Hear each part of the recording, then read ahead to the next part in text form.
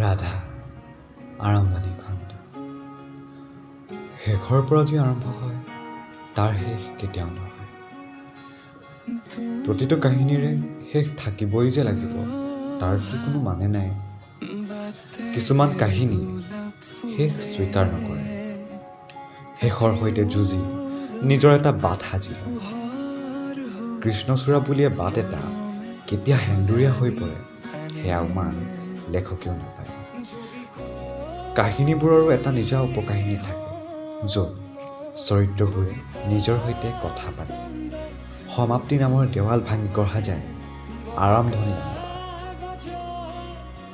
11 মহলাৰ ওপৰৰ এটা আটক ধুনীয়া ফিল্ম সোমোৱা দুৱাৰখনৰ কাষতে বৰ্ড এখনত লিখা আছে ভাল পোৱাৰ গান আৰু তলত দুটা বিশেষ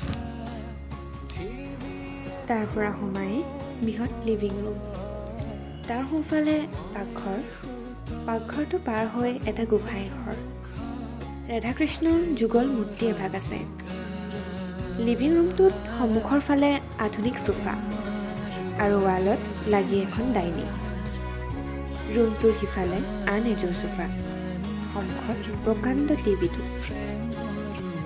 ৰুমটোৰ বাওঁফালে 3টা ডাঙৰ বেডৰুম আৰু এটা অলপ সৰু ৰুম মাজত কৰিডৰটো এটা বেডৰুমৰ লগত সংলগ্ন হৈ আছে বেলকনি এটা সেই বেলকনিটোতে থিয় হৈ তলৰ মহানগৰখন চালে সন্ধ্যা ৰাগিনী বৰুৱাই হাতত একাপ কফি অলপ আগতে গা ধোৱাৰ বাবে বিজি আছে চুলিখিনি পুৱাৰ ব্যস্ত মহানগৰখন বহুদিনৰ মূৰত যেন দেখিছে তাই এখন প্ৰখ্যাত কলেজৰ সহকাৰী অধ্যাপিকা সন্ধ্যাই ৰাতিপুৱা এনেই এইদৰে ৰ'বলৈ সময় নাপায় পিছে আজি তাইৰ ছুটি সেইবাবে এইকণ সুযোগ এৰিবলৈ মন নাই তাইৰ পাকঘৰত কাম কৰা ছোৱালী মনুৱে বাচন ধুইছে তাৰ পৰা ভাহি আহিছে 2-এটা শব্দ কিয় জানো আজি সন্ধ্যাৰ এবাৰ উলটি চাবৰ মন গৈছে 5 বছৰীয়া ইউনিভাৰ্চিটিৰ জীৱনটো সপোন যেন লগা কাহিনীবোৰ গেটৰ সিপাৰে এৰি সিহঁত আহি সোমাইছিলহি বাস্তৱৰ কলা বগাৰ পৃথিৱীখনত তাৰ পাছত কষ্ট সংগ্ৰাম যুদ্ধ আৰু এতিয়া শেষ জানো হৈছে যুদ্ধৰ এটা হুমুনিয়া সৰি পৰিল তাইৰ মুখত এনেতে ফোনটো বাজিল বেলকনিত থকা ঝুল্লাখনৰ পৰা ফোনটো আনি কাণত ল'লে ৰুণ গাড়ীৰ চাবিটো জানো এইটো আৰু নতুন কথা নাই গৈ আছোঁ ৰ'বা গাড়ীৰ চাবিটো লৈ এপাৰ্টমেণ্টটোৰ লিফ্টৰ চুইচ টিপিলে সন্ধ্যাই এৰা নতুন কথা নহয় তাই ঘৰত থাকিলে এইটো কাম প্ৰায় কৰেহি পৃথিৱীত হেনো সকলো সলনি হয় কিন্তু এইটো যেন সন্ধ্যাৰ স্বামীৰ ক্ষেত্ৰত প্ৰযোজ্য নহয় অৱশ্যে সলনি নহয় বাবেইতো আমি তাক ভাল পোৱা বুলি কওঁ গাড়ীখনত ভেজা নি ৰৈ আছে সন্ধ্যাৰ মানুহজন য'ত তাই সামৰে সমস্ত পৃথিৱী তাই অনুৰণ লেবাৰ ইন্সপেক্টৰ অনুৰোধ হাজৰিকা চকুত হাঁহি চাবিটো আগবঢ়াই তাই ক'লে সদায় কিয় পাহৰা কোৱাচোন তোমাক চোৱাৰ বাহানা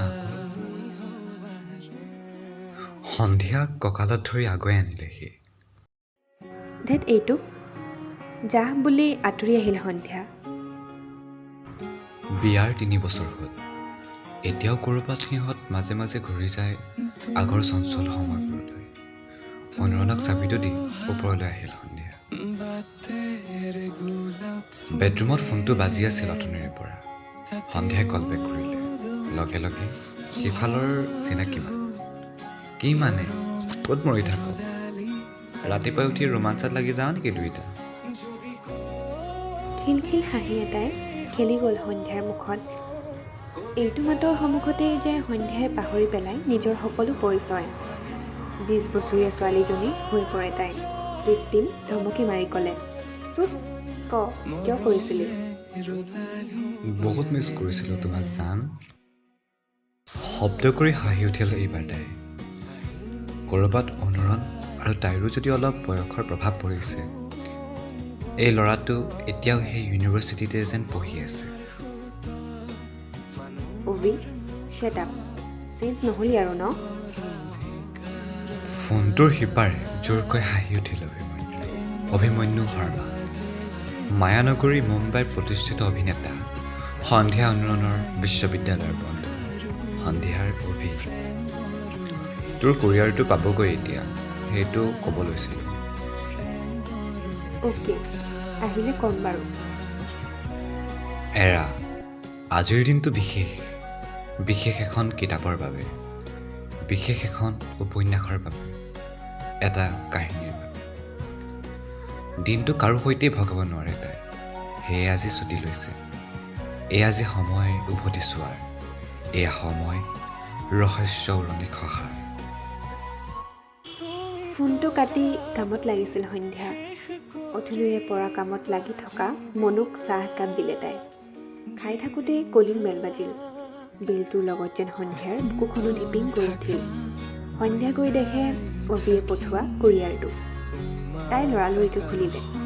ওলাই পৰিছিল এখন উপন্যাস, লেখক স্বৰ্গীয় ময়ূৰ কৃষ্ণ বৰুৱা।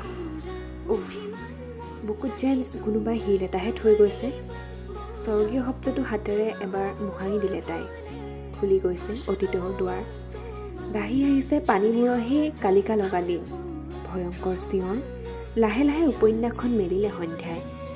জিলিকি আছে উপন্যাসখনৰ নাম, ৰাধা।